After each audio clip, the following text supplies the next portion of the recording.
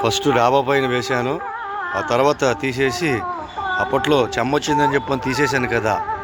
ఇగోండి ఇలా టబ్బులు కొన్నాను మొత్తం కూడా. ఇగోండి ఈ టబ్బుల్లోని ఇగోండి ఇలా చిన్న చిన్నవి ఉంటే ఇగో ఇలా వేసుకుంటూ ఆ మొక్కలన్నీ వచ్చా. ఇగో ఇది మొరం, మనం ఆడవాళ్ళు తలలో పెట్టుకునే మొరం ఇది. ఇగోండి ఇది పచ్చిమిరకాయల చెట్టు, పసుపు పూల చెట్టు, ఇగోండి గోంగూర చెట్టు, ఇదేటో ఫ్రూట్ యాపిల్ అట్ ఇది. ఇగో మల్లి చెట్టు,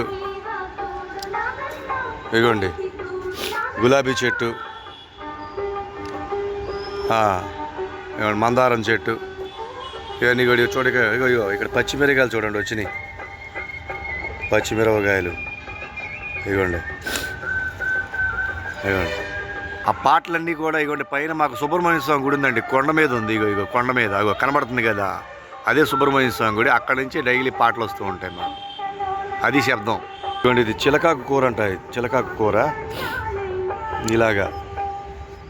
ఇగోండి అప్పుడు నేను తీసేసిన చెట్టు ఇది. ఇగో ఇలా టబ్బులో వేసా కింద, చాలా పెద్దదైంది మళ్ళీ. ఇగోండి మామిడి చెట్టు, ఇదిగోండి నేను మొన్న కొత్తగా వేసా జాంకాయ చెట్టు. ఇదిగోండి పింజలు కూడా వచ్చింది, ఇదిగోండి హైబ్రిడ్. ఇదిగోండి ఇలాగా,